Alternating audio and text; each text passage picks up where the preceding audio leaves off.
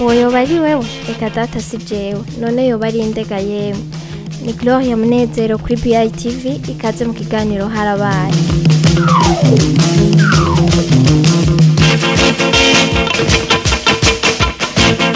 Ni mu gihugu hagati neza na neza mu Giheta mu ntara ya Gitega niho havukiye umugwi wa Ninde mu mwaka w'igihumbi 1980.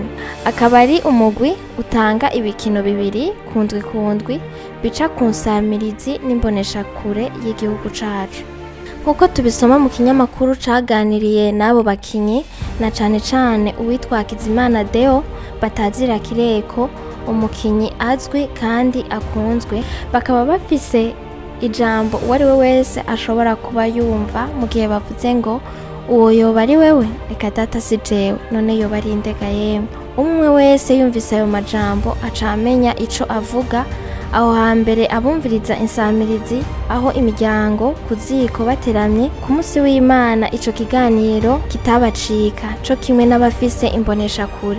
Aho rero ni ku ntwaro ya President Jean Baptiste Bagaza aho umugwi w'abatamvyi baserukira zone Kabanga bagiye baratera intambwe buke bakina n'udukino, mu nyuma bahava baserukira ikomine aho baduze bagashika naho baserukira intara. Aho ico gihe batanga ubutumwa buhimiriza abavyeyi gushira abana mu mashuri n'ibindi.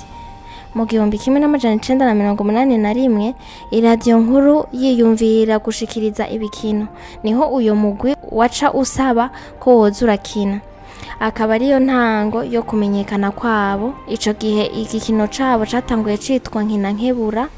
Mu gihumbi 1982 niho bahindura bacita Ninde. Barahinduye nuko bandika ico gikino aho bagerageza gutuma umuntu uwari we wese yumvirije ico gikino yigarukako akisuzuma akiyumvira niba atari we bakinye, niba inkuru yiwe atariyo bavuze, kugira ngo arabe ko ataco yokosora. Mu gihumbi 1984 imbonesha kure nkuru y'igihugu imaze kuza, kuko ico kiganiro cari caramaze gukundwa cigaruriye imitima y'abarundi benshi, niho baca bahitamo kuza baracerekana kuri televiziyo nabo. Bakaba bishimira cane iyo ntambwe bagezeko mu gukina. Bikaba bivugwa na Hakizimana Deo Kireko aho avuga ati bogerageza boreka turi abadasubirwamwo. Nyakwigendera umukuru w'igihugu Petero Nkurunziza yari yabahaye imodoka mu 2008, arabaha n'ibiro bakoreramwo hamwe na uniforme zibaranga. Aho ni nyuma yuko bari bafise ibiro bidashemeye byo kuva mu myaka ya 80 bari bapangiwe n'iradiyo nkuru y'igihugu. Bakaba bababazwa n'ukuntu batarigera barenga imbibe bajanywe no gukina. Ibi tukaba twabigarutseko inyuma y'urupfu rw'umukinyi Vyunga Dasiyo. Uyo mukinyi wa Ninde benshi baramwibuka muri urwo rukino rwagiye rurubaka abarundi, bikagira inkurikizi mu kubungabunga imico y'abarundi, haba mu kibano, indero nziza, ubuntu mu bandi n'ibindi. Dasiyo yitavye Imana mw'ijoro ryo kuwa 13 ukwezi kwa gatatu mu 2023. Aho ni nyuma yuko mu 2021 uwitwa Matayo Rukundo nawe nyene yari yitavye Imana.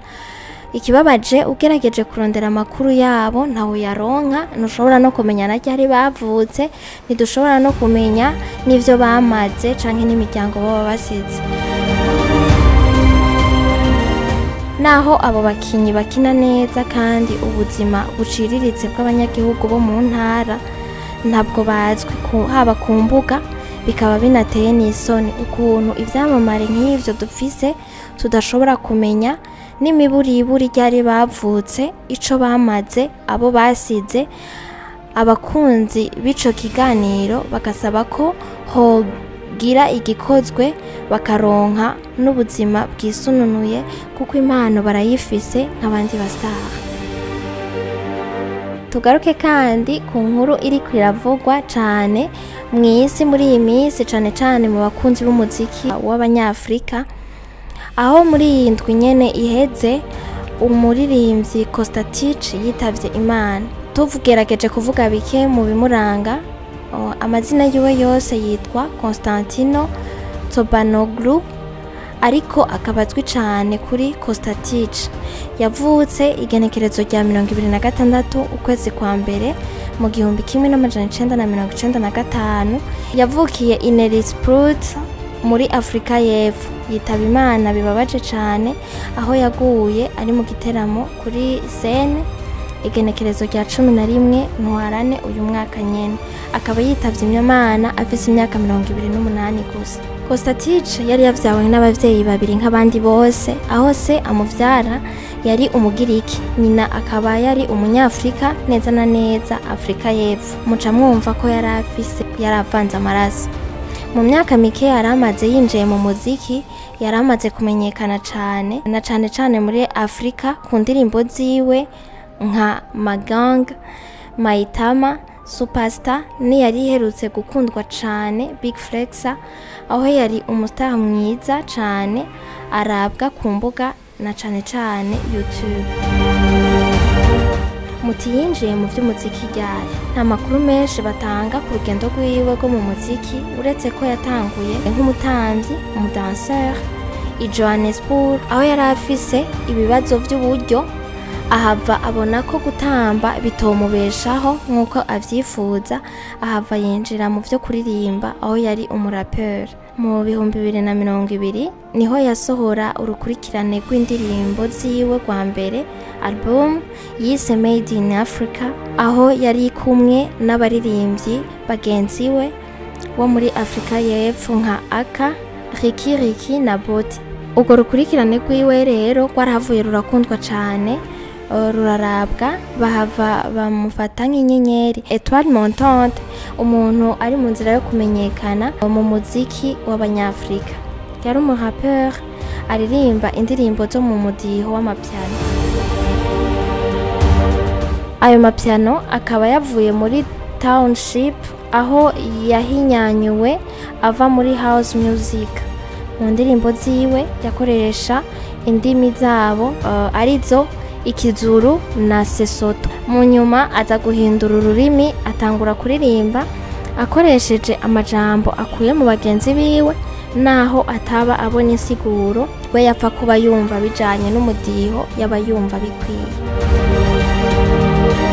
Nk'uko nari nabivuze imbere yaho gato, Kostatic yitavye Imana ari mu giteramo ciwe yari yateguye na Festival Itra South Africa. Niyo festival nini cyane y'umuziki, musique electronique muri Afrika, mu gisagara ca Johannesburg, igisagara kinini cyane ca Afrika y'Epfo. Muti vyagenze gute? Yariko araririmba afise micro kuri scene, aratemba ubwa mbere, abo bari kumwe kuri scene baramuhagurutsa bibaza ko ari ukugwa bisanzwe.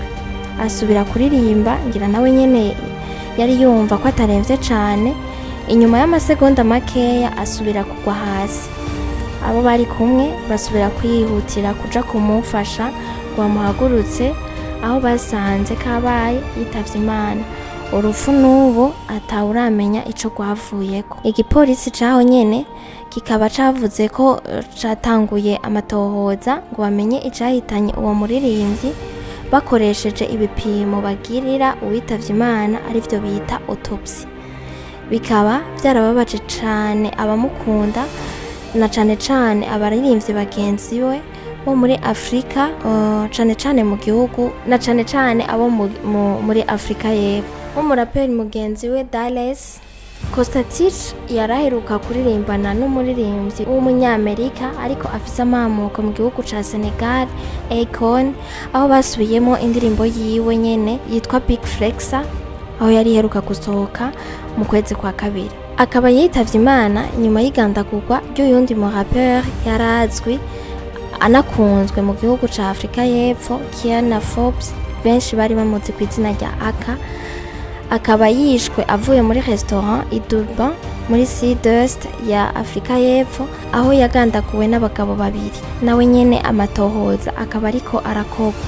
Uwo Aka akaba yararirimbanye na Costatich indirimbo nka Rakata hamwe na Rikiriki yiyahuye mu mwaka uheze. Bakaba benshi baravuze ku vy'urwo rupfu aho bavuga bati ni impano igiye kare.